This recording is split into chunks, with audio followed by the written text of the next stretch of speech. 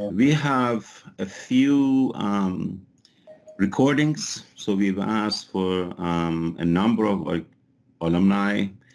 Many of the top faculty are here with their students participating.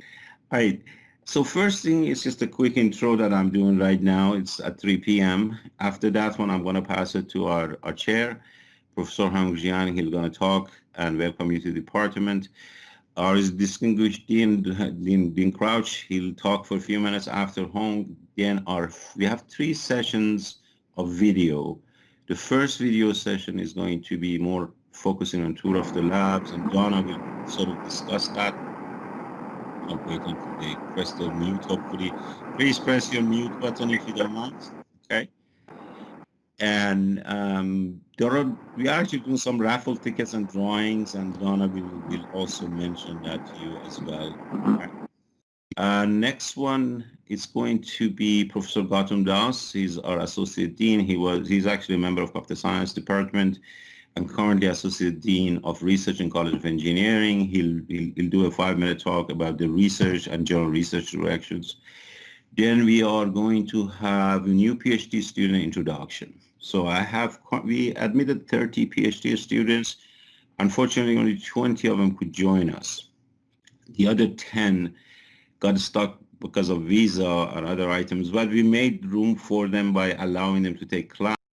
We couldn't fund them because they don't have social security numbers, etc. So those are there. I try to put them on the spot if they are available. This list is, you could sort of glance at it. I'm going to put you on the spot. So quickly look at your name in that order.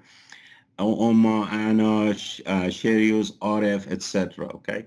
So when it's your turn, it would be great. Turn your camera on, turn your microphone on. Now, if you don't feel like turning your camera on, I'll be disappointed, but it's okay. Just you say a few things about yourself, such as your name, area of interest, who's your supervisor, and if you have a tidbit of a short tidbit about your background, if you work for a company, feel free to share with us. These are the 19 students that could physically join us. Okay, and I mentioned you by name at that point. All it is, you have about a minute to go over it. Now scroll a little bit more. You see the 10 more students on the bottom part. That starts with Lin Son, Tensir, Debbie, etc. So these 9 students, there were actually 10. So you could see Saeed Hedayati on the bottom. So these 9, they are not currently in the US, but they are taking classes. And those are, hopefully if you're on and you could talk for a minute, would be fantastic. Actually, I'm more interested to hear about yours. Hopefully you'll be able to join us in this spring. And of course, Saeed, because of certain government issues, etc., he postponed to spring to 2021. He'll be working with Professor Atoutsas. All right, so this is the sort of the introduction. After that, we are going to have basically our video session 2. So this is where it's going to be our distinguished alumni. We have a few very top students in extremely high positions in companies like Google, Facebook, etc. We have many students in academic positions. So when I asked, we had more than 400 response. So it is unfortunate we had to pick only a few of them, and that's what we did. So basically, we are going to have that. After that one, we have CSE department has 2 associate chairs, Professor Ramez Al-Masri and Professor Chenkai Lee. They're both going to talk a few minutes about Dr. Al-Masri will focus more on the procedural and TAs, etc., and Chenkai will focus more on the research, outreach, and other things. Then we have our last video session. Okay, so we finished that one. We're going to have a set of gift cards and raffle tickets. Now, to qualify for this, you have to be present from the beginning to the end. You cannot be on and off, etc. So this is how we sort of measure that. And Donna, when she comes, she'll introduce that one. And then finally, our closing remarks. So that's basically our day in a nutshell. This is being recorded and made available at a time later on. So with this one, I will pass it to our distinguished chair, Professor Hong Jiang. Hong, please take it away. Howdy, y'all. This is my big Texan size big welcome to the CSE family. We are a big family. In fact, 2,600 strong in student enrollment, about 60 faculty, 13 staff, plus probably 24 adjunct professors. So in the UTA microcosm, what CSE to UTA is arguably what Texas is to the United States. That's how big we are. So we're big, not just in size, but also we have a lot of great opportunities, and we have big hearts.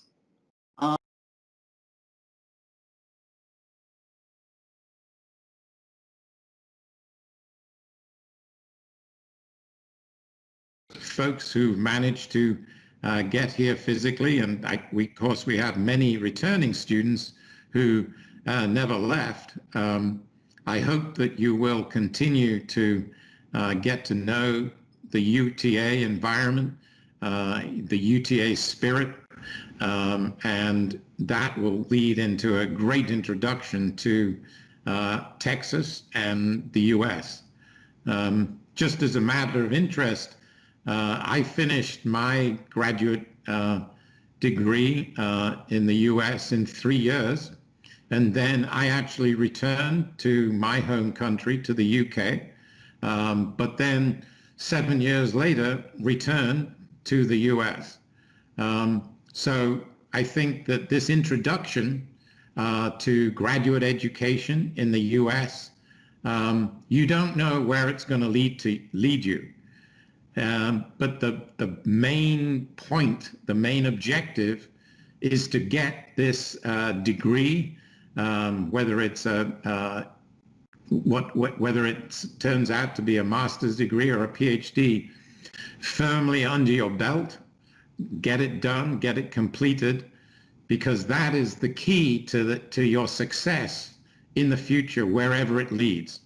And of course, you all know, and I of course know, that since computer science is, as I said, at least a third of the enrollment of the entire College of Engineering, clearly at the moment, computer science is a really terrific discipline to be in.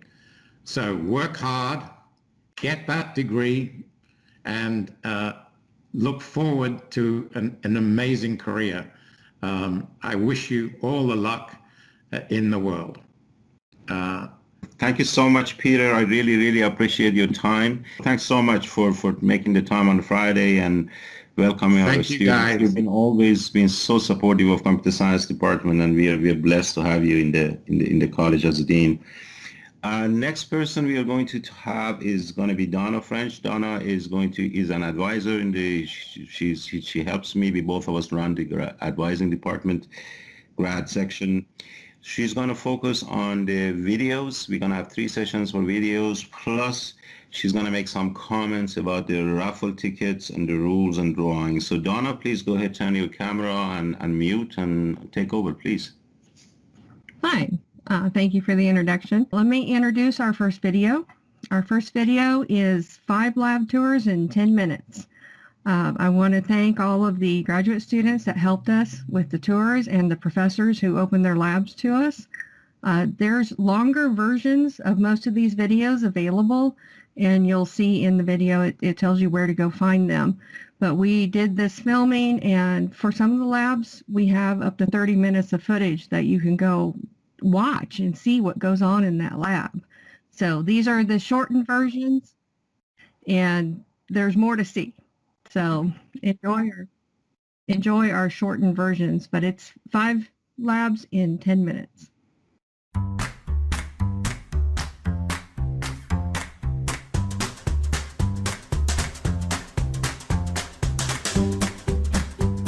Our next lab on the list is the Robotic Vision Lab. It's here in ERV 413. Let's go check it out. Here we are in the Robotics Vision Lab here with Chris and Nolan, and they're going to tell us a little bit about their lab. So in the Robotics Vision Lab, we tackle a lot of topics that have to do with robots and computer vision. All right, would you guys like to show us around the lab? Absolutely. Let's go. So we have a lot of really cool tools that students can use. We're working on the research, and this is one of them. We're still building it, hence why we have all these unopened boxes. But this is a Husky robot, and it is meant to go into an agricultural field and get data on various crops and their conditions and diseases that we might see visually. So hopefully in the future we can have autonomous vehicles that drive through these farms and can recognize problems. So this right here is a UR5 robotic arm. This is brand new, we just got this. And we're planning on using this for picking and placing of various objects and recognizing in space. So, for example,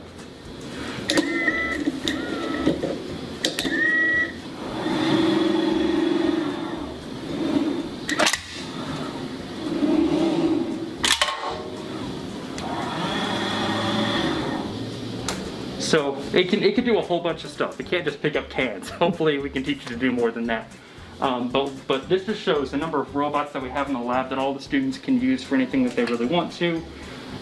It's pretty open. We have another fetch robot in the corner, which actually can move around and has an arm. So we're hoping to find great uses through robotic vision into how to solve just a lot of the problems that are showing up with the increased use of robotics in daily life. All right, well, thank you, Chris and Nolan, for showing us around the Robotics Vision Lab. You're welcome. You're welcome. Next, we have the ISEC Lab here at ERV 316. Let's go check it out. Welcome to the Information Security Lab here at UTA, also better known as the ISEC Lab. Today we're here with Christian and Ho Tian. They're going to tell us a little bit about the lab and what they do here. Yeah, welcome to our lab. As the name suggested, we are the Information Security Lab, and we do like the malware analysis and utilizing the binary information and also the hardware information. So we do lots of something like using the program hunter in the CPU and to do counting to analyze the malware behaviors.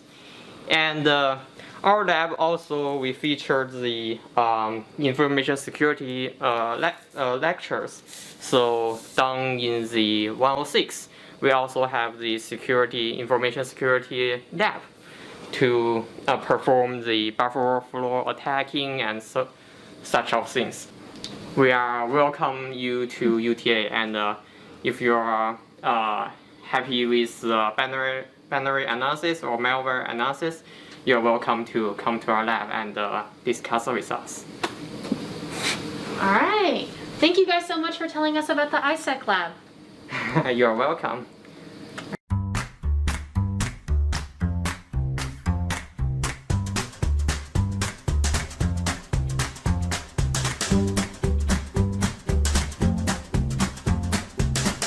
Let's go check out the VLM Lab. Let's go. Welcome to the Vision Learning Mining Research Lab here at UTA, or the VLM Lab. Here we're with Reza, and he's going to tell us a little bit about this place. So we're at the VLM Lab, as you said. This is on the 3rd floor of ERB and is the home to technologies regarding computer vision. Computer vision is a sub-area of AI, which corresponds to the technologies about images, analyzing videos, analyzes images, like face recognition of the phones. That's a very good example of that. Self-driving cars, these are good examples of computer vision. You have to see the road with cameras. And we do research. People talk about labs, they think about very technical labs, like chemistry, biology labs, but it's basically a computer lab here. So yeah, this is it from our lab. So what kind of students are usually in this lab? So we have a combination of master's, PhD students, and sometimes occasionally undergrads are here. Because it's a computer lab, some people do it remotely. They can connect remotely to these computers. And yeah, so these are very strong computers with some strong processing powers that are not your typical computers at home usually. So we use the benefit of their power. Awesome, awesome. They have good graphic cards because what we're doing, we analyze with images and videos. It needs strong processing power. Awesome. All right. Thank you so much for telling us about the VLM Lab. We appreciate it. Let's go check out the Hybrid Atelier lab here at UTA. This lab is hosted by Dr. Torres. He's going to give us an awesome tour. Let's check it out.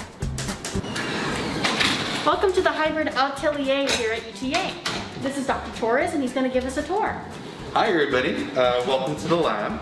This is a creativity research makerspace here on campus that was just started about a year ago. One of the things that we do in this lab is research in physical computing. And so that really is involved with understanding how computers can both sense our environments as well as change them.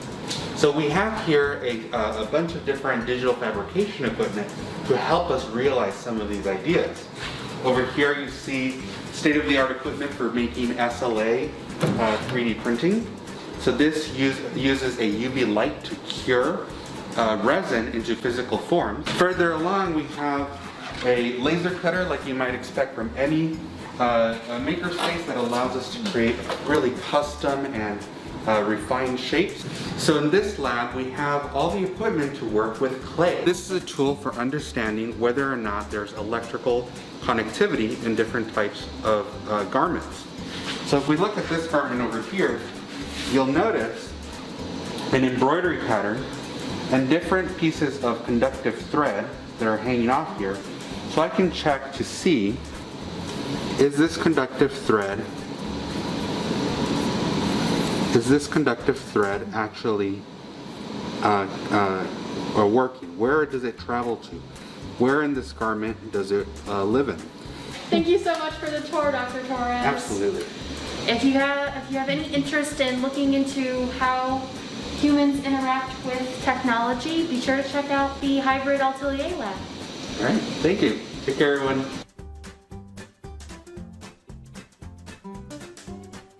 And now here we are at Betterman Hall 241 in the CSE and Electrical Engineering Makerspace.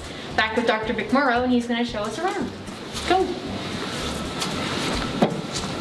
Hello again. Welcome.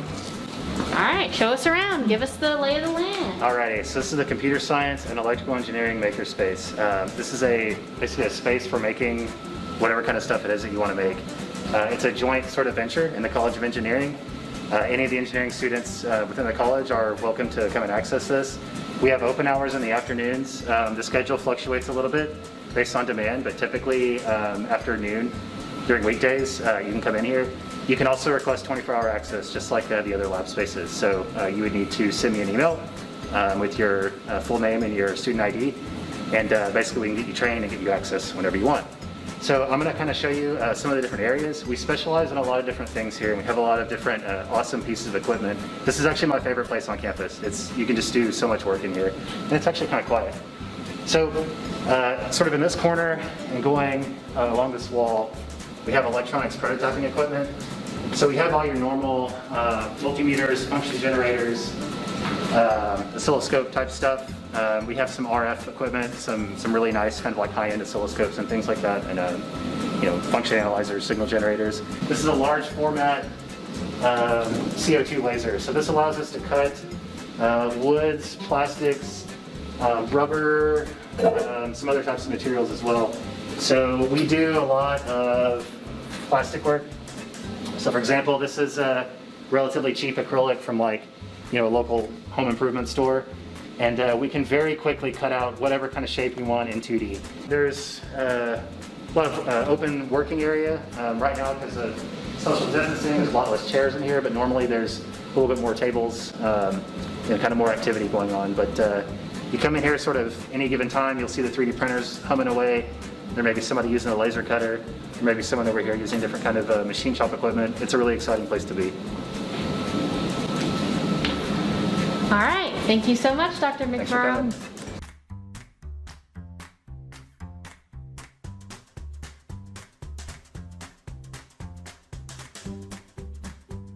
But Chris McMurrough, Dr. Chris McMurrough, he's one of our own organic growth ones. From the start to the end, you saw his lab. He has been a true achiever and is a professor in the department right now. So I figured right after this video, I let him talk for a few minutes, talk about his journey at UTA, and we go from there. Chris, please. Thanks for the introduction. So let's see, I'm from Arlington. I was born here, and I went to Arlington High School, right down the road from UTA, like literally 2 blocks away or a block away. And I got into computer science from my high school computer science teacher. She was awesome. She was great. So she really inspired me and encouraged me to kind of pursue that. And I did a Lego robot programming competition that we used to host here in our department. So I competed in that. It was a lot of fun. And then I just went to UTA. I didn't even bother applying anywhere else. I just knew it was where I wanted to go. And I was able to stay at home, save some money, and not have to get an apartment and all that kind of stuff. So I did that, and then really enjoyed everything here. I decided to stay and get a master's. And I was doing a little bit of work in a lab as an undergraduate student. I guess maybe my junior or senior year, and I really enjoyed that. When I started doing computer science, I didn't really have a definite career plan in mind. I just knew that I liked programming. That was pretty much it. But I started working on some robotics stuff, some drone type stuff, kind of before you could buy drones on Amazon for $50 or whatever. So I started doing some work in that in a lab, and the professor at the time who was mentoring me really just allowed me to just kind of work on whatever I wanted to work on. And I was getting paid just a little bit of money on the side there, but mostly it was the whole experience is really just being able to be creative and work on what I wanted to work on and have somebody actually pay for parts and stuff. So I did that for a while, and that's what really got me interested in research. And so I decided to stay and get a master's. I worked with the same professor. I got to work with the Air Force for a while. I went up to Ohio for 2 summers and worked at the Air Force Research Lab, and that was through the lab at UTA that I was working with.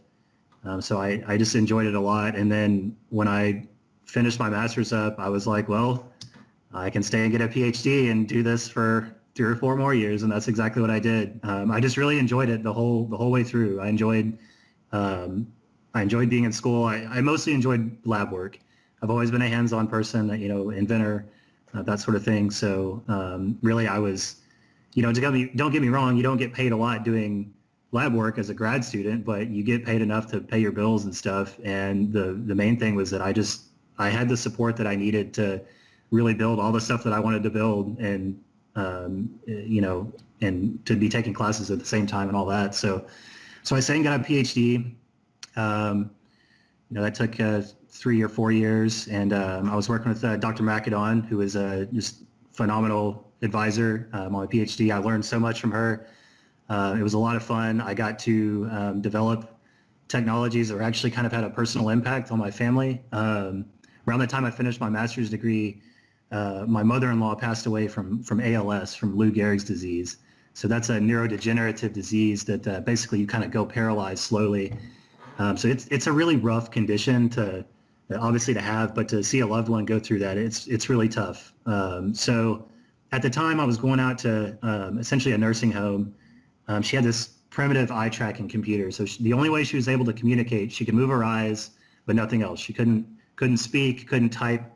Nothing like that. So she had this primitive eye tracking computer that was really expensive, and I was having to go up there once or twice a day to get this thing calibrated to where it could work good enough for 30 minutes at a time, where she could have maybe a 30-minute window there where she could, type out a message to my wife, her daughter or somebody else, or maybe send an email to an old friend or whatever it may be. And at the time I had a master's degree or was about to get one, and I was kind of thinking most people don't have somebody in the family to do that sort of thing. So I kind of just randomly had this idea for a cheaper eye tracker that used some 3D sensing technology and computer vision. And I started kind of putting it together in Dr. McAdon's lab. And one thing kind of led to the other, and that ended up being turned into a patent. So I had a patent I had a submitted patent under my belt by the time I graduated. And then about a year later, the patent was awarded. And so now, I'm the inventor on that, and then UTA owns the actual intellectual property there, which, could easily be turned into a business or a startup or something like that. So yeah, because of all the support that I've gotten in the UTA community, I'm where I'm at now. I went to industry for a couple of years when I wrapped up my PhD. Worked in a robotics company. It was a lot of fun, really exciting. I came back to UTA to teach senior design, which was a class I really enjoyed taking when I was an undergrad. And so I've been doing that ever since. I absolutely love it. It's an awesome set of classes, 2 classes back to back, where we basically, we have funds to sponsor your projects, to build cool stuff, to build technology for a lot of different things. Could be medical, could be assistive devices, could be defense related. We do all sorts of stuff now. We have industry that basically sponsor a lot of these projects. They put funds and mentorship into it, and these are big companies, small companies, individuals, all sorts of things. So there's a lot of opportunity there to work on stuff when you get to that senior level. Now, that being said, before you get to that senior level, we have a lot of other opportunities for you to do lab work, like our REU, Research Experience for Undergrads programs. A lot of the labs participate in that. That's essentially what I got involved in when I was I guess I was about a junior, maybe a sophomore. And that really, I can point back to that and I can say having that lab experience about halfway through my undergrad is what kind of set me up for success later on with all the other stuff that I've been involved in. I've set up a couple of companies over the last 5 or 6 years. We're into industrial automation, stuff like that, which is a really exciting area to be in right now, and logistics and all that. So, you're at a really good university. You have great faculty here that'll support what you're doing. They have just a tremendous amount of knowledge amongst all your faculty here. And then there's me. I'm here too. So, definitely take advantage of those faculty members that, are really world-class experts in their fields. And, get involved and come talk to us if you need anything. If there's something you want to work on, we have a lot of different ways to kind of support that sort of work right now. So, I'm here as a resource for you. Everybody else is as well. So, reach out. Don't be shy. Thank you so much, Chris. Thank you so much. I put him as a surprise, by the way. He didn't even know he's coming on because we did his, the lab tour was ending and we did his great tour.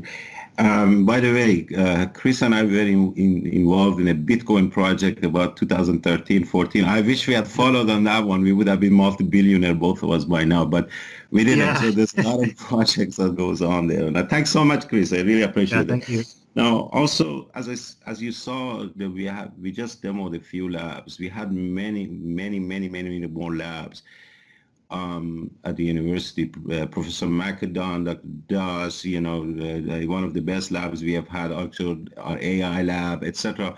But we had to be a little bit picky and choosy because I picked the students from their lab, so I didn't want to have all the students and tour of their lab. So you could see the labs we didn't pick to demo them. I at least picked a good student from those labs that we've done there.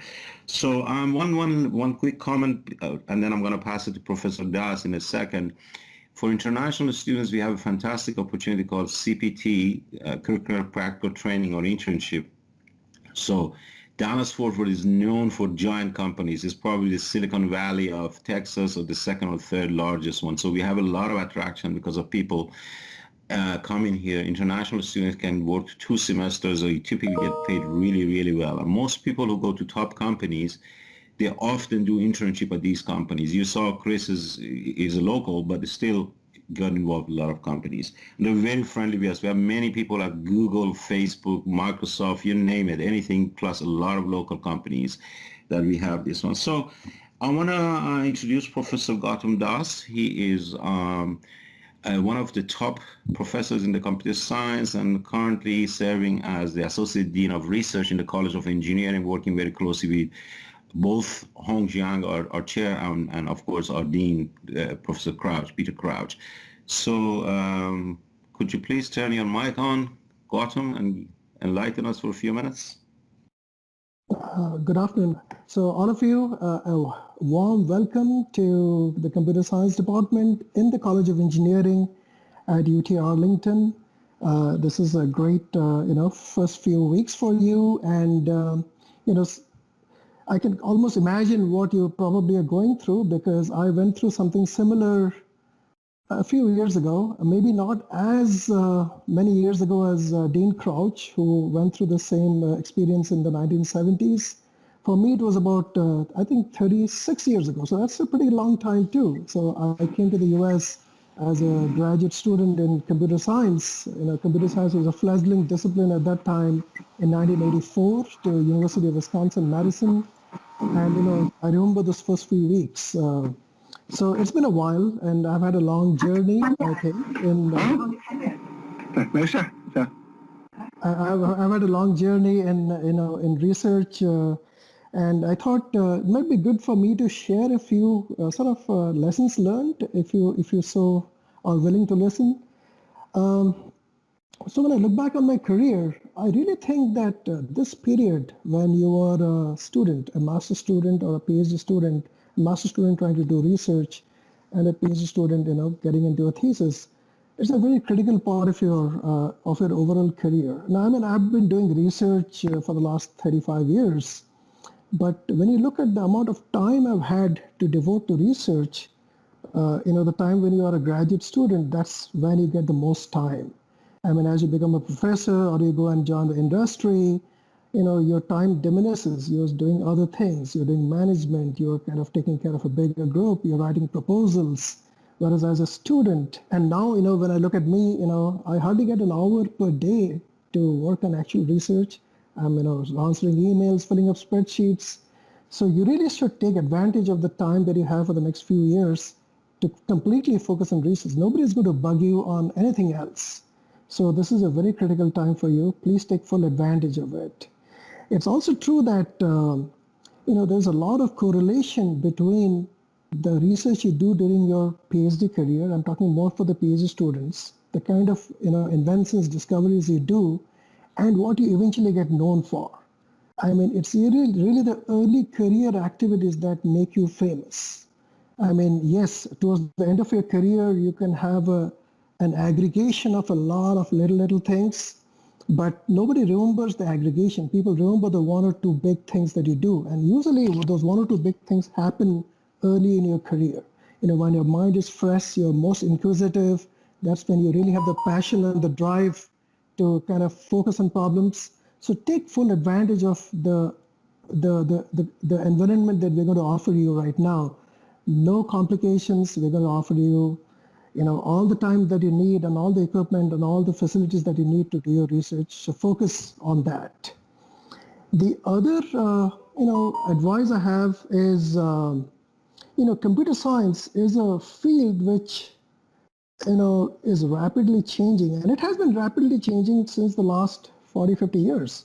Even when I was a student, every couple of years there was something new. There was multimedia, there was, computer graphics, there was VLSI design, and, things change all the time. And even now you hear about, AI, big data.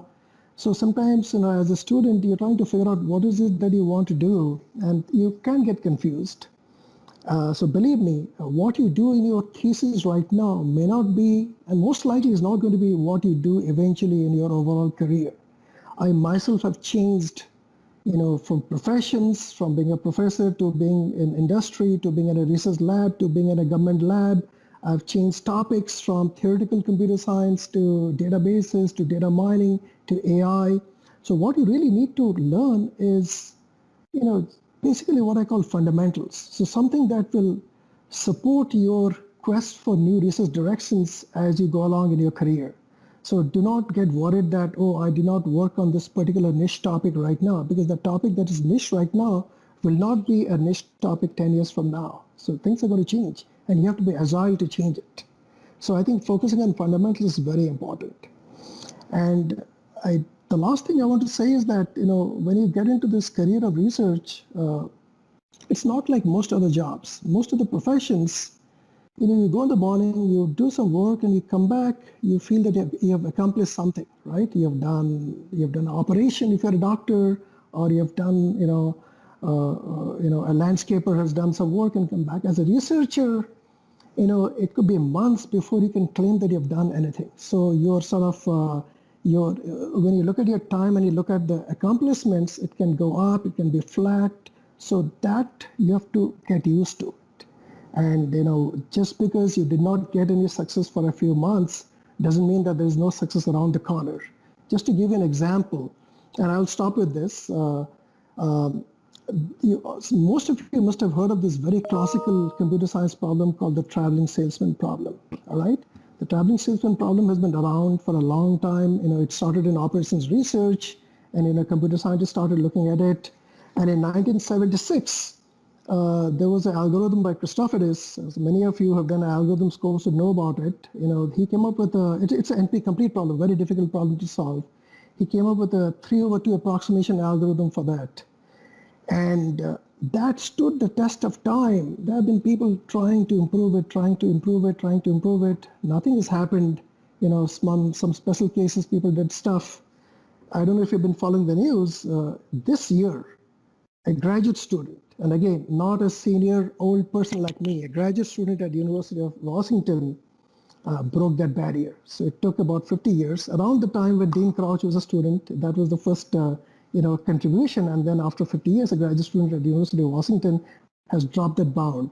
So success can come with a lot of dogged, passion for the problem, and it can come from young people. So with that, I'm going to, warmly welcome you again to an exciting start of a career, which will hopefully continue for the next 40, 50, 60 years. Welcome. And Bahram, you can take over. All right. Well, thank you so much, Gautam, for the beautiful sort of introduction, and also this is an ERB building, and the background probably is selected, but everybody can see that one. And by the way, don't ever say you're old. I mean, he's the most handsome guy on campus, so he keeps saying old makes me sad. Okay. So next part we are going to talk about is I'm going to try to introduce PhD students. So while if I abuse your name, etc., please forgive me. Maybe, as I said, we have about 31, 32 students. Okay, as you can see on the list, this is the order that I'm going to go. I'm going to go up to student number 18. Number 19, actually, Bardia. He joined us in spring of 2020. So officially, he's not a new student, but we put him on the funding list, etc. So his name is there. If he wants to talk, of course, I'll give him the podium. This is the order I'm going to go. I'm going to first ask Omi, then Anna, and then you could see your name in there, Shirosi, Aref, etc. So I'll just tell you the first name. It would be fantastic if you could turn of course you have to turn your microphone on, but it would be also great if you could turn your camera on and say a couple of things about yourself. Minimally, your first name, your name, the area of interest, who's your supervisor. Okay, I need these three things, right? Your name, so we pronounce it in the best way. Second would be area of interest. If you have selected a supervisor, almost 90% of the students have selected supervisor. We typically give them 1 semester to finalize their supervisor. So still they have time in case they haven't. And also faculty, in case some of them are looking for students, etc., would be a good match today. And if you have a tidbit about yourself, like, worked at Infosys or a different company, and you sort of have background, feel free. I'd like for you to keep it to about a minute. If it's less, it's okay. If it's more, it's okay, but with that one. So the first name I'm going to call is Omi, then is Anna. Omi, are you there? Yeah, hello everyone. Thank you for the warm reception. I'm Hafsa. So I am under Dr. Chakrabarti Sharma on the IT lab, and I graduated from University of Nevada, Reno this summer, and with masters, and I have worked on deep learning, and currently I'm working on databases, and that's about me. Thank you. Thank you so much. Next is Anna. Hello everyone, my name is Anna. I'm originally coming from Serbia. I'm doing my PhD in security and privacy, and my supervisor is Dr. Rezanian. I wish you all to stay safe during this time of COVID, and thank you very much for holding this event despite all the circumstances. Excellent. Next one, Shirosi. Hello everyone, I'm Shiroshi Ando. I am a PhD student at the Hybrid Atelier Lab, and my supervisor is Dr. Torres.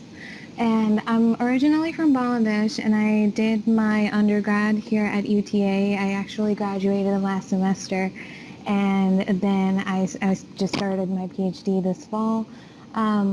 My research interests are in human-computer interaction, especially assistive technology, and I worked at the Hybrid Atelier Lab over the summer, and after that I also realized like my interest is in wearable computing as well. So that's kind of what I'm trying to focus on right now.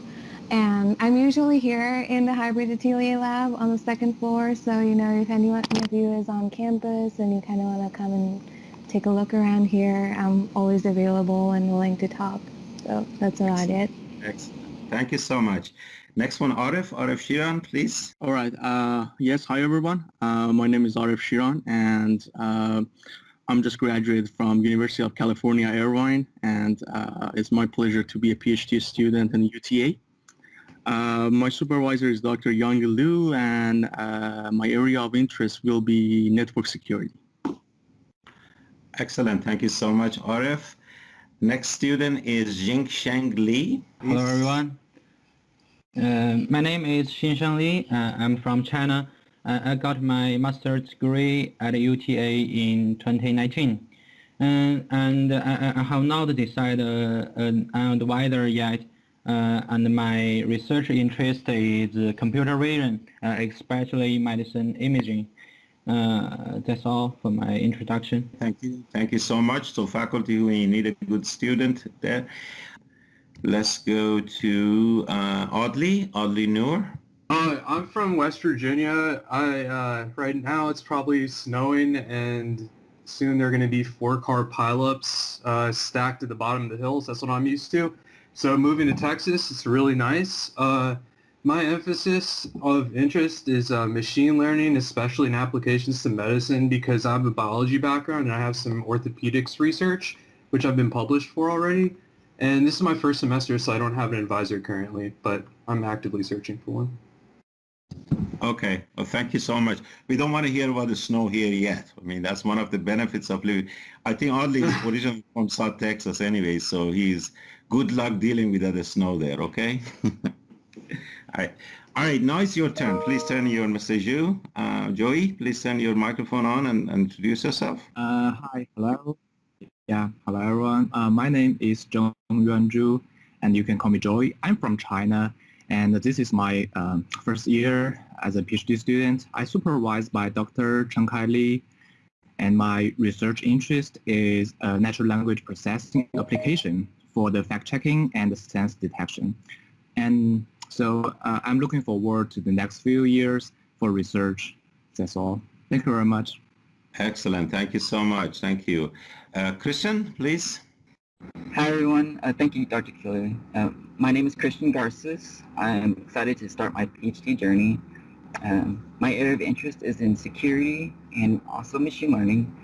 And I guess I didn't finalize my supervisor, but I'm currently working under Dr. Jiang Ming's Information Security Lab, which you all previously saw in Donna's videos.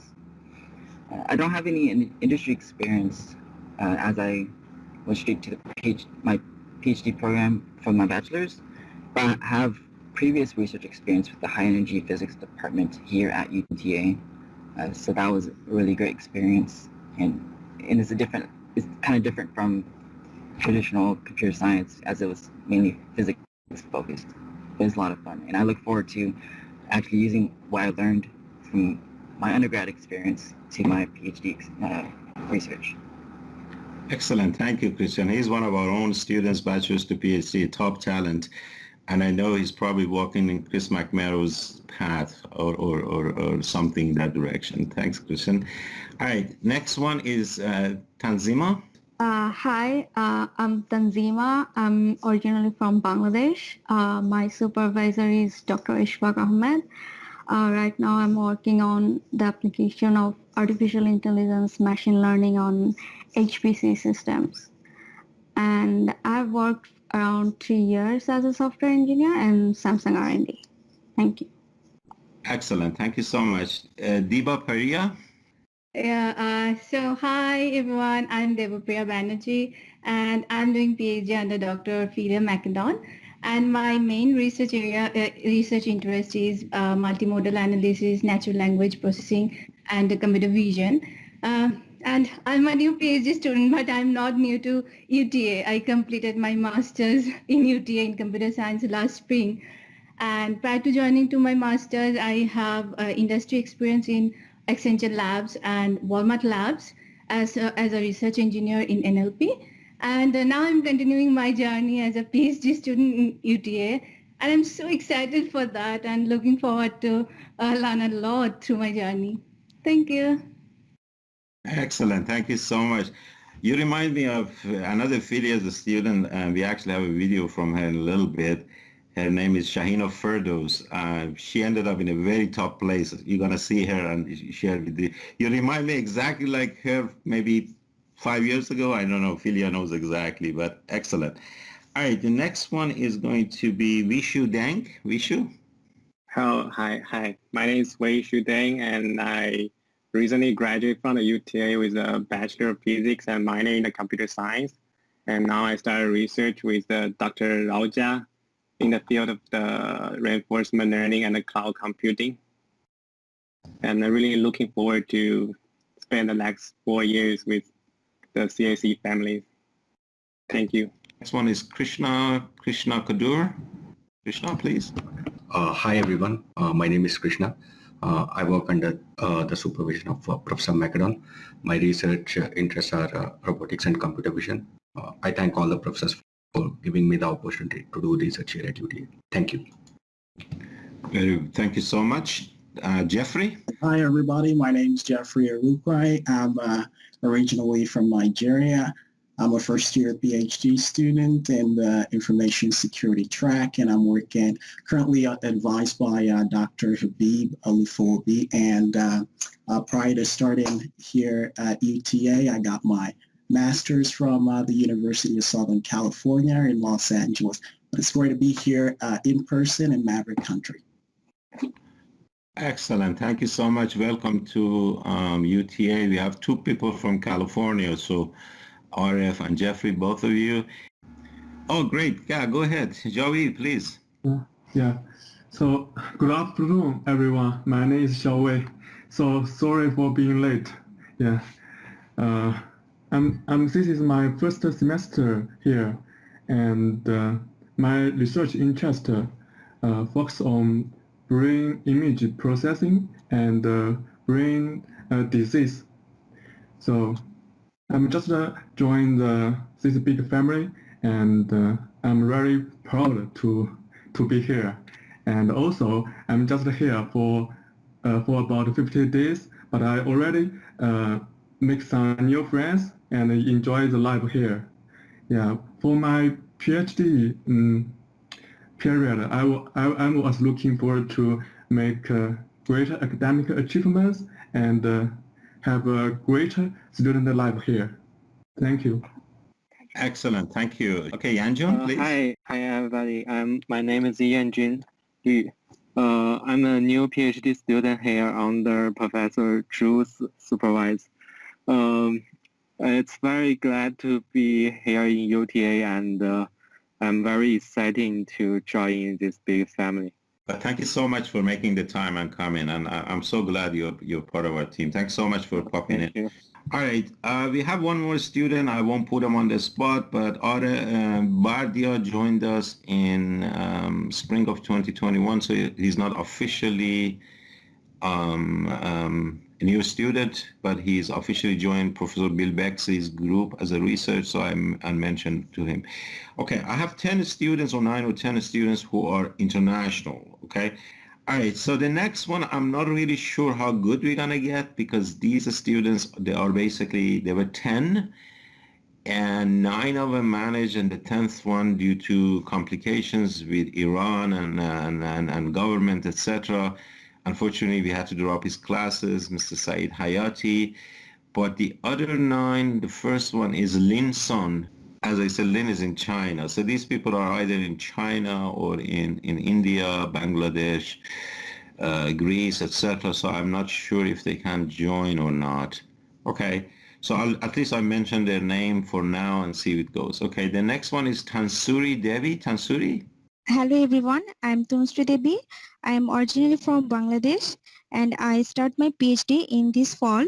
in the UTA. My primary research interest in artificial intelligence and natural language processing. Still, I am not working under any supervisor, and I am looking forward to join the campus as soon as possible. Thank you. Okay. What was your research area once again, Tansuri? My research area, research interest in artificial intelligence, machine learning, deep learning, and computer vision, also Okay. natural language processing. Fantastic. We have many, many good faculty in that area, so we could help you out with finding a good supervisor. All right, next one is Sabrina Haq. Okay, like most of them, they might be on, they might have complication joining because, as I said, these students are not in US. Next one is Mazharul Islam Mazhar. So I don't know much detail because they have only taken a couple of courses and they have not, until they join us, they cannot really commit to GTA or funding and supervisor. So I don't know much details about their background. Next one is Debasmita. Next one is Arkajoyti, last name Mitra, Arkajoyti.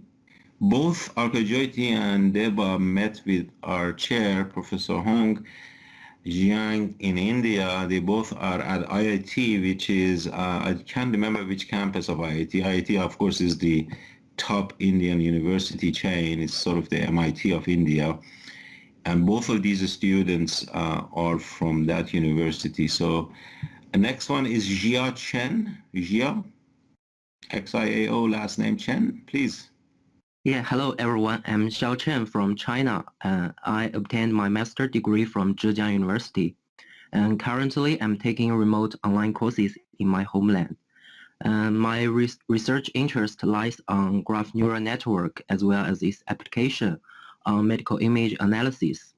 And my supervisor is Junzhou Huang. It's my pleasure to join the UTA and I'm looking forward to the new journey here. Thank you. Excellent. Thank you so much. Welcome to UTA. All right, next student is Tanvir Ahmad Khan. Okay. Tanvir is another student fully funded and hopefully he'll join us in the spring. As I said, it seems like with Chinese students we could hook up, but maybe, I don't know, some of the Indian students cannot see us. And the last student on the list is Muhammad Rafat Arfan. Rafat works, I know he works with Professor Christoph Schallner, and we work hard to see if we can get him here. Unfortunately, due to visa issues, he's not. So this was our last sort of the list, and we have, as I said, one more student. His name is Saeed Hayati. I know about him. He works with Professor, or he's planning to work with Professor Vasilis Atoutsas. So that is basically our student. I'd like to welcome all of you on behalf of myself and all faculty. About 80% have supervisor, the other 20% we usually give them one semester to find a supervisor. Excellent. Okay. Oh, Sahu. Okay. Sahu, are you there? Hi, everyone. I'm Shayok Shahroy. I just started my PhD here, and I've actually been a master's student as well under Dr. Shirin Nilizada. So it's been a wonderful experience so far, and I love doing research. And I'm very hopeful and very happy and looking forward to my new journey ahead. Thank you so much. Excellent. Excellent. Welcome. All right. Okay. All right. So we take a little bit of a break and see where you're going to be in a few years. We have a ton of fantastic graduates, thousands. Many in the DFW area, many in other companies, you know, as good as Google's of the world and Amazon and so forth. So we picked a few. So just to, you know, not to be selective, but we, as I said, we try to hit various faculty. So I'm going to ask Donna to start showing the next video. This is about maybe 10 to 15 minutes. It's some of them are interviews. So Donna, get ready for your videos. Some of these are interviews by them, by us with them. Some of them we ask them to prepare a short video and send it to us. We try not to edit it that much. So with that one, I'm going to pass to Donna, so she'll play the next set of videos. Donna, please.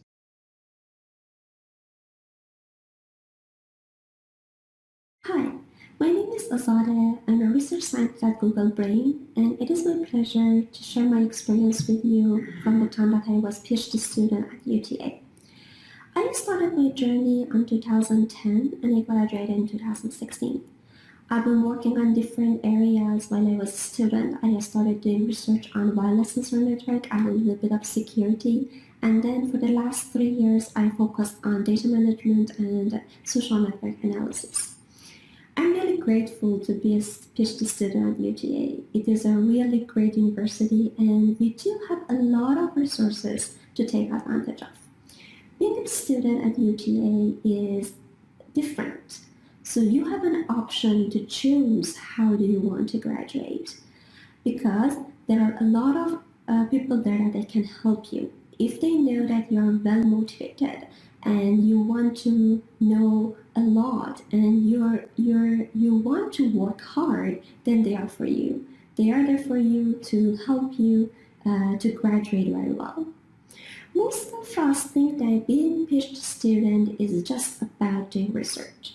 I can say being a great researcher won't happen if you don't have a great fundamental understanding about topics. What I've done when I was a student was that I started taking different courses and explore a little bit.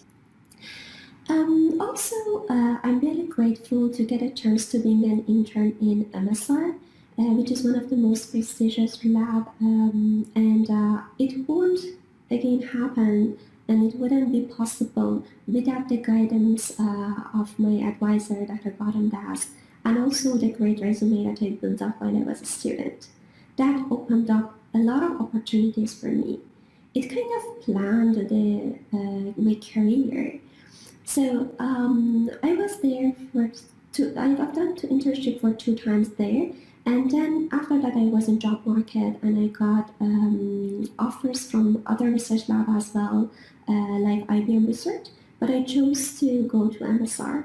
And I started there, and after 1 year postdoc, I started exploring a little bit more, and I got offer from Google Research. That was kind of a new journey for me since I want actually to change a little bit of my research area and start working on deep learning and AI. It was all, I think, because what I've learned from being a PhD student. UTA actually helped me to understand that I'm capable of doing new things. I shouldn't be afraid of taking risk and doing something new. So right now I'm doing research on deep learning on over the structured data and graph, and there are very, very exciting projects that for me, first, it is hard to, you think that it is hard to join to those projects, but eventually it is happening, and I see that I can do a lot on those projects. So I can say that I'm proud to be the only person at Google Brain from UTA, but I really hope that in the near future I see more people coming from our university, and we can kind of advertise and keep our flag up and tell everyone how our university is great and work together and collaborate together. So thank you so much. Thanks for your time and hope to see you soon. Bye. Hello, I'm Hafiz Fahad and I'm a staff software engineer at Intel, where I work for a department which develops and support software solutions that are used during different stages of IP and SoC design. I became part of CSE family in 2010 and graduated in 2015 with a PhD in computer engineering. And you can see I still have my UTA shirt with me. My area of research in general was parallel computing. In particular, I focused on energy and thermal aware scheduling on multi-core systems. Overall, I had a real good experience at UTA. I was able to take courses that matched my interest and also really helped me with my research work as well. I was also able to join conferences and do internships during summer semesters, both of which contributed significantly to my career path. In addition, I found the guidance and the advice given by CSE graduate advisors a real big support during my entire journey. I wish and hope that you have the same experience that I had at UTA. With that, all the best and thank you. Hi, my name is Shofiul Choudhury and I graduated from UTA in fall of 2019. I earned my PhD in Computer Science and Engineering at the Software Engineering Research Center Lab, supervised by Dr. Christoph Zollner. My experience at UTA was mostly wonderful. While my degree opened many new opportunities for me, I would focus on the two most important ones. First, the ability to make meaningful impact at scale by solving problems that can potentially impact millions of people using computer science. And then systematic research, taking on a research problem, then formulate hypotheses, and lastly, writing code to validate the hypothesis by running experiments. I also learned how to analyze experiment results and then communicate the findings effectively by writing technical papers and then publishing and presenting them in top scientific conferences. After graduation, I joined Facebook as a research scientist and I am continuing my research career here that started at UTA. Hi, my name is Xingbo Wu. I applied and transferred to UTA in fall 2016 to continue my PhD study with my advisor, Professor Song Jiang. By that time, I have been living in the United States for only 2 years, and I had never been to Texas before. Our new lab was on the first floor of ERB. It was very spacious, equipped with a projector and a huge whiteboard. We had many important discussions on that whiteboard. It was an excellent working environment for computer systems researchers. We were able to concentrate on our research and be very productive. I am interested in systems performance and efficiency. I am really thankful that UTA offered me opportunities to know and get familiar with many professors and students who work in closely related or different research areas. For any questions I got, I just take a walk to a nearby lab and talk to an expert. More importantly, I really enjoyed and benefited a lot from the weekly systems seminar, where over 20 professors and students from multiple research labs join and present research papers on cutting-edge technologies. The papers were carefully picked so that every audience can both understand the idea and learn something new from different research areas. My experiences at the Department of Computer Science and Engineering enabled me as a well-prepared computer systems researcher. My advisor and the CSE department have given me enormous help to my research, career, and life. I successfully defended my dissertation and earned my PhD in June 2018. I'm now a tenure-track assistant professor at the University of Illinois at Chicago, Department of Computer Science.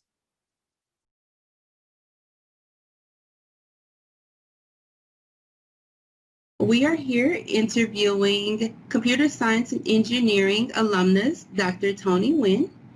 Dr. Nguyen, what year did you graduate? Yeah, so I'm actually studying both master and PhD at UTA, and my graduation year is 2015. Awesome. And what was your degree in, or what area did you study?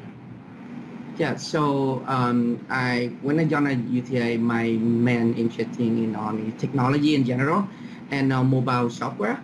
So that's where I pursue both my master and my PhD degree in how I can learn about programming in mobile software and help them to do better on their day-to-day life.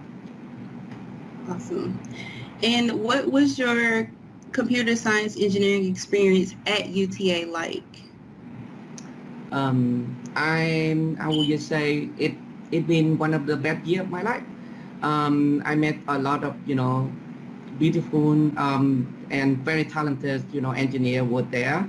And many of them to my close friends today. We've been still keep in touch, during our professional life after UTA. And the most important thing is I met a lot of professors that great and really changing my life. UTA changing a lot of things in my life. And I think it made me who I am today. That is awesome. And on that note, what doors did your degree, at UTA open for you?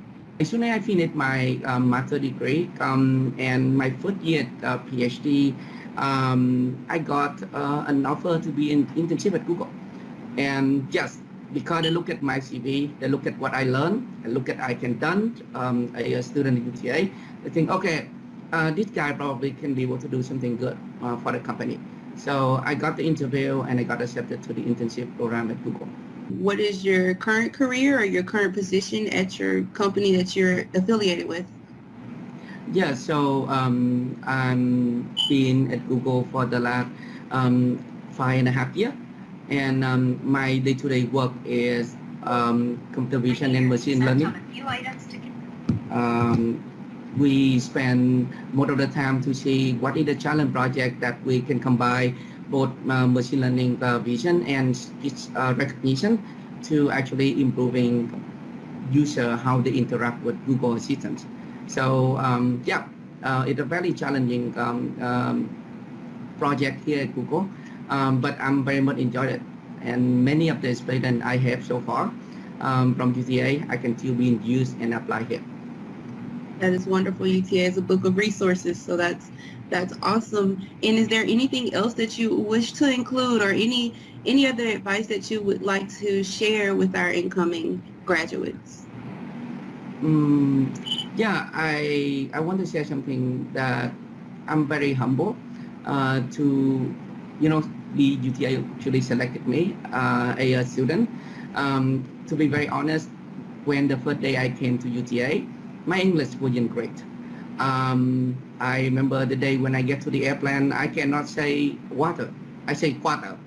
But my TOEFL wasn't really, close to the point that I can get accepted to the program. But Dr. Kaladi will guide me step by step. How can I actually be able to learn my English while I'm pursuing my master degree? And all of those experience and all of those guidance, they actually make me who I am today. And I get attending the UTA one of the best choice. And I would just try to say is, regardless of where you are and how much you is, I think UTA could be a good place. You just need to try hard. Just try any other option that you could take. Keep your goal in mind of what you want to do. Like what I'm going to do after I finish the UTA, and find out the courses that actually map your goal. And again, I want to repeat is, pick any subject that actually challenge you enough so that when you finish the course, you can put your work in the CV and you can be proud about it. I'm nobody before I joined UTA, and I'm somebody that people hear about my name from time to time. So I appreciate UTA a lot. Yeah. Okay, that was our second video. You saw we had many top students. We just picked a few. Azadeh, distinguished lecturer, actually was at the university and keynote speaker with Professor Gautam Das. He already spoke.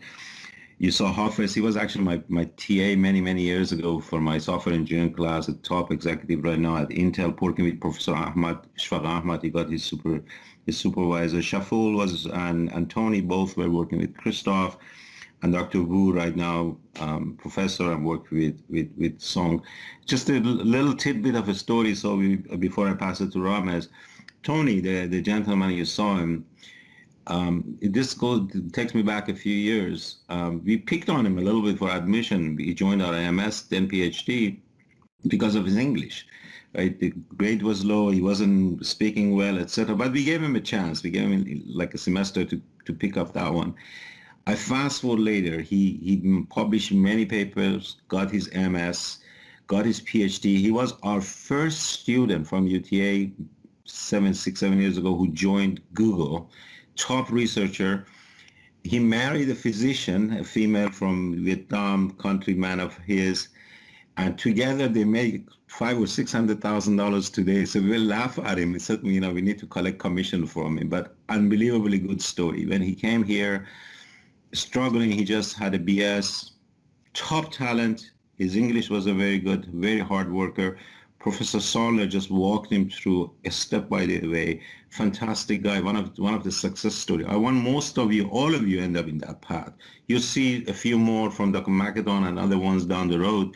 All success, all international students struggled with life, with getting established, with home. Some of you, I'm in touch with you, send me emails, oh, my apartment is so tough. Courses, remember, this is a struggle. That makes your character down the road. You become someone like Azadeh or like Tony or like Shaful. These guys are doing really, really well. I mean, they are all north of $150,000 to $250,000 salaries today. Forgetting about the money, they're unbelievable achievers, okay? So with that one, I want to introduce our first associate professor, Professor Ramez El-Masri. While I do a quick introduction on him, he can turn his camera. He is actually a Stanford graduate, one of our leaders in the department. His books are being taught in many, many, many universities. He's our associate chair, and his focus is going to be on more of, he runs the department as far as courses, TA-ships, etc. So Ramez, please turn your microphone and camera on and give us a 5-minute spiel. All right. I want to welcome all of the new students to UTA, as everybody else has been welcoming them. And I wanted to say a few things. First of all, I'm responsible for assigning TAs and for scheduling classes. So it's very helpful that you inform the graduate advisors of your course interests for the future so that we can make sure we can offer the right mix of courses that you are interested in. Of course, not every professor can teach all the courses because in some cases, some professors are more popular than others, but all our professors are very good, and if we have to add more sections of a particular course, we have to let other people teach it. The next thing I want to say is some of you or many of you are joined as TAs, GTAs, so please take the GTA job seriously because it is really the professor who's teaching depends on you to do everything in a timely manner. You need to communicate with them regularly. And when you're given an assignment, you need to grade a test or a project. You have to do it within the allotted time as much as possible. Sometimes you will have more time on your hand. You can do your research or study for your courses.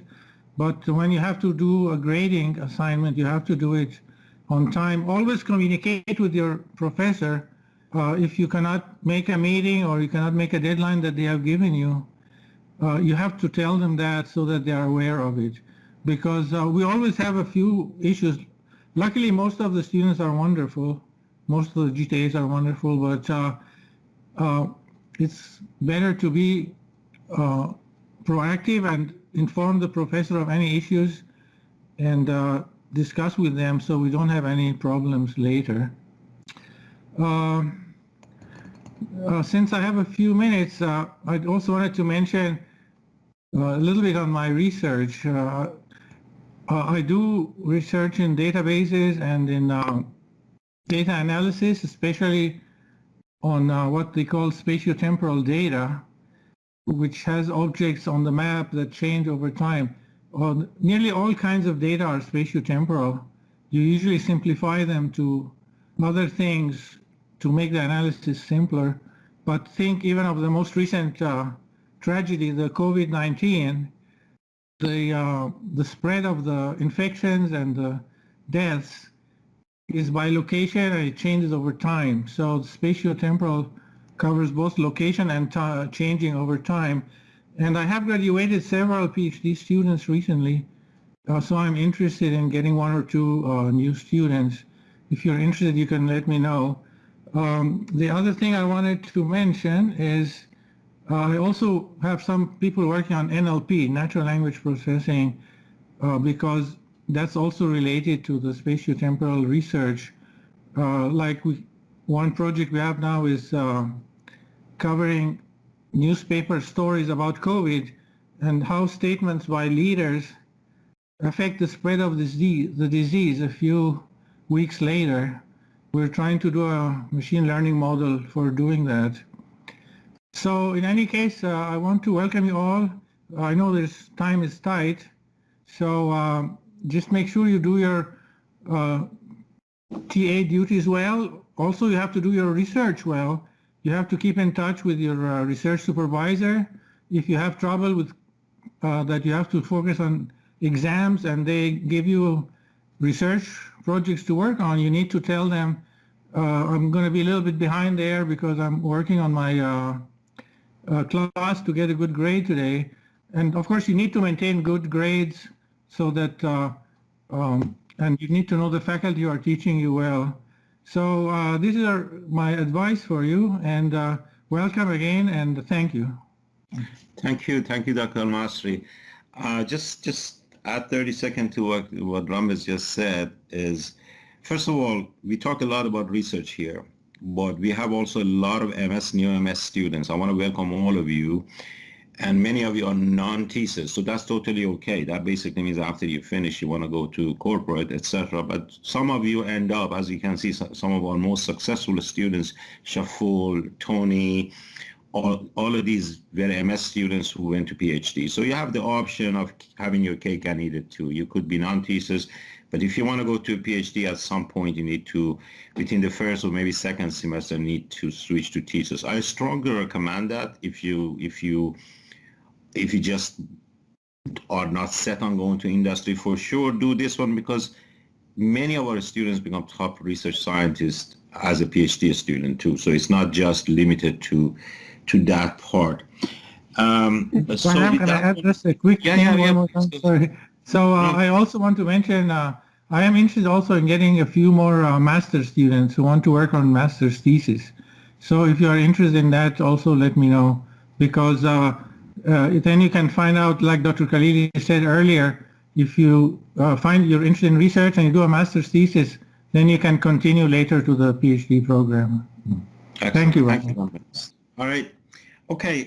So our department, as our dean mentioned, is one of the largest one in the university and definitely the largest in the College of Engineering.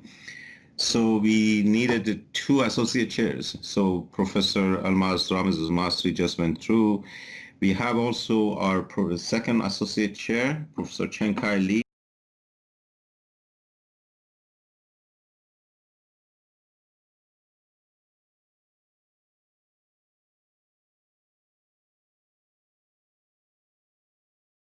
We are interviewing computer science engineering alumnus, Dr. Dennis Jiang. So Dennis, what year did you graduate? I graduated in 2008. Okay. And what was your degree in or your area of study? It was computer science and engineering, as well as networks. So you said you got your first job in the DFW just with sticking around with UTA. What was that job? I worked at Ericsson. Ericsson is a telecommunications company, headquarters in Plano. So I was actually in the beginning, I was a grad student when I got the internship. I started, and I was commuting from Arlington to Plano every day, going through DFW Airport every day. So that was quite a bit of a commute, and then of course, so that was a great experience starting out. Awesome. And so did I hear you say that you are still there within that company, or Yeah. What are you doing now? Yeah, I started as an engineer working, and I moved to integration engineer, solution architect. Then I finished, and I started working from solution architect to doing some pre-sales work and sales support for one of the merger and acquisitions teams that we were working with, and got exposed to a lot of different business-like experiences. And so I shifted away from technology into sales and business. So I moved on to a business area, which is we call managed services, and had a job here in the U.S. as well as abroad. What doors did your UTA degree open for you? So I know that you're in your role now and you got to do so many other things. Any other doors that were open for you?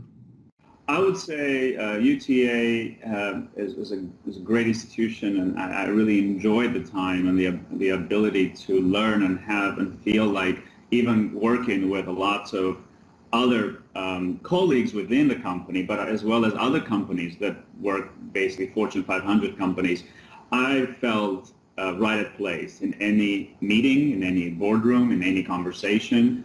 I felt like I had the right education, the background, the experience that I could relate to many of the people that I have encountered. So I never felt myself at disadvantage for not being at an Ivy League school or coming from another place.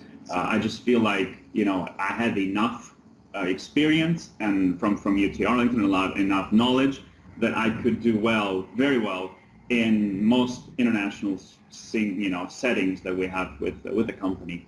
And on top of that, as I work mostly in sales now, and I work in the account for AT&T, so our customer is AT&T, and I'm glad to be basically back in DFW and making this is my home now. So I basically work for a very local customer. Is there anything else that you wish to share to these new graduate students?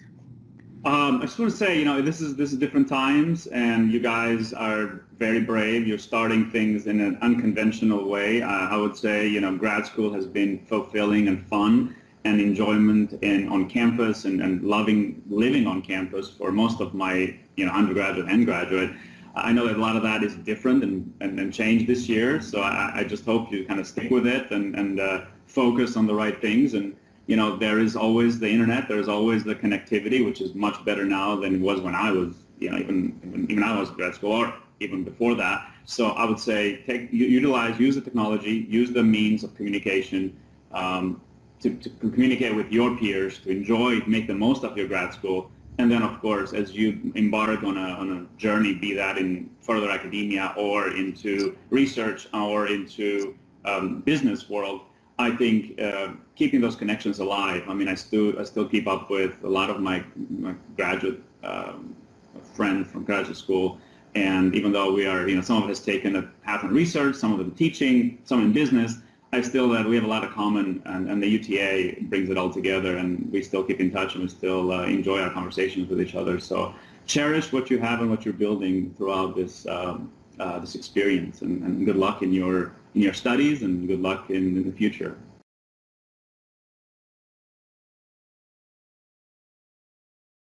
We are interviewing computer science and engineering alumni, Dr. Shahina Ferdowes. So Shahina, what year did you graduate? So I graduated in 2012 December. What is your degree, or what was your degree or area of study? Yeah, so my degree was PhD. So I completed my PhD from UTA, Department of CSE, from Heraclea Lab. So I was under the supervision of Dr. Philia McAdon. Awesome. And my area was application of data mining in pervasive assistive environment. Wow, that is awesome. And what was your CSE experience, your experience with the computer science and engineering at UTA like? It was wonderful, actually. I had one of my best time of my life in UTA.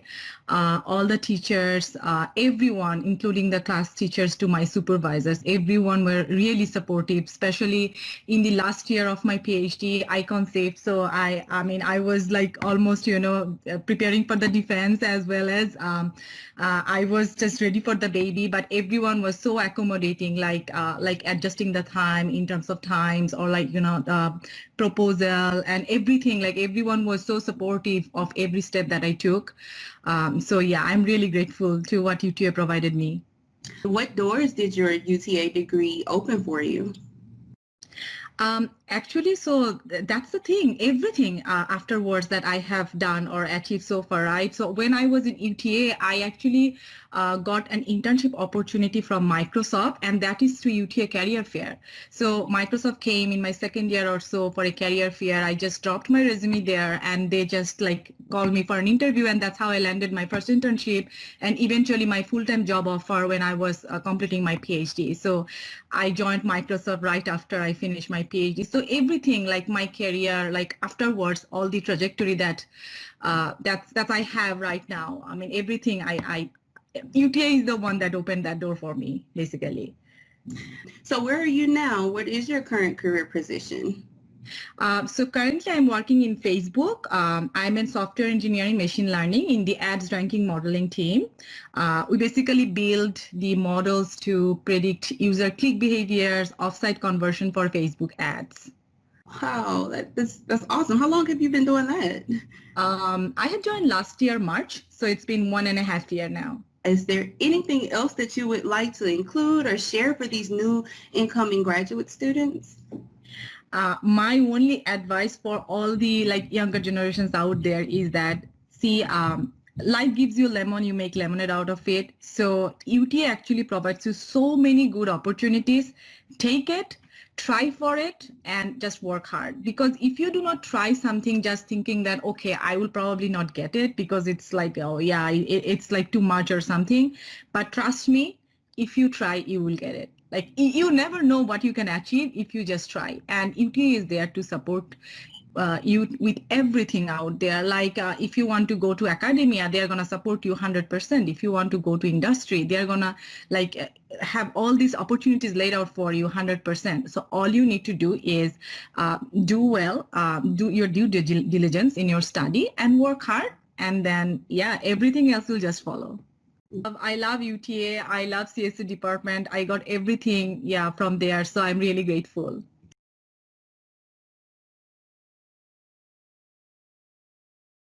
Hi, I'm Jeff Smith, a distinguished alumni of UTA and a graduate in the Master's in Computer Science Engineering and PhD program in Computer Science Engineering. And here's my story. I moved to advanced manufacturing at Motorola and began collaborating with the UTA Automation and Robotics Research Institute. The collaboration opportunities between UTA and industry are spectacular. I took a research assistantship at ARRI, now UTARI. I worked with Dr. Farhad Kamangar on applying neural networks for hand-printed character recognition for the post office with the two companies Electrocom Automation and Recognition Equipment.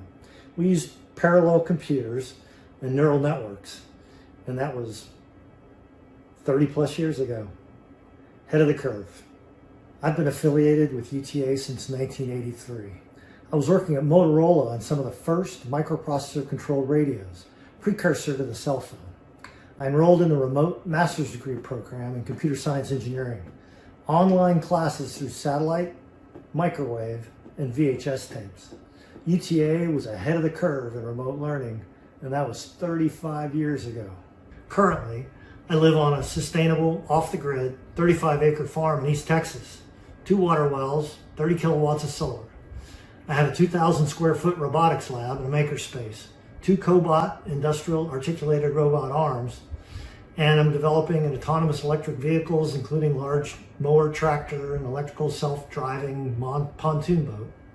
I spend much of my time developing and deploying automation on the farm for feeding, irrigation, animal tracking, using RF and vision. The autonomous tractor project, pretty interesting and really a lot of help from UTA. I've sponsored capstone projects at UTA in the engineering department for several years. The project last year was one that helped me develop the autonomous tractor. And the team that I was provided with Chris McMurrough, a professor at UTA in the engineering department, computer science engineering, his help, they developed, using the robot operating system, vision, LiDAR, and I have precision GPS that I've developed on the farm, and also some very, very high-speed Wi-Fi. They were not only able to develop the autonomous vehicle to be able to move around. In their case, they had to do it because of the COVID. They couldn't come out to the farm to deploy, but what they could do was actually deploy it at UTA. In addition to that, they were able to do some pretty cool VR stuff so that you can remotely operate the vehicle. So it can work in a teleoperating mode or as an autonomous vehicle that's driving around the farm, mostly cutting grass. But other vehicles can use the same technology. In addition to the work that I'm doing in agricultural technology, I'm the general partner of Quantum IoT. Quantum IoT helps companies invent, adopt, and deploy new technologies in robotics, vision, and automation on the edge and in the cloud. I serve on several boards, including Catapult Health and Telehealth and Modus Labs in robotics. I also serve on the President's Advisory Board at UTA, the College of Engineering Board, and the Computer Science Engineering Board, and have so for many years. I've been an entrepreneur most of my career. I started and sold several technology companies, mostly internet, web, e-commerce, telehealth, industrial Internet of Things, and wireless. I have about 25 patents and continue to do research and development consulting in wireless, AI, machine learning, and robotics. I have about 20 publications and have presented at conferences throughout the world. Many of the patents, publications, and research would not have been possible without my fellow students and professors at UTA. I believe in giving forward. In 2006, I was presented the National Award for Social Entrepreneurship from the Kauffman Institute for my work in setting up small businesses in Honduras. Engineers are creators, problem solvers, puzzle masters, curiosity seekers, class inventors. How will you use these traits to make your mark on the world? Do not be timid. Speak up. Step forward. Walk across the room.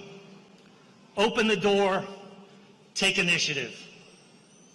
Never let self-doubt prevent the joy of curiosity, friendship, success, competition, entrepreneurship, helping others, and the love of your life. University of Texas at Arlington class of 2017, you are mavericks. Godspeed.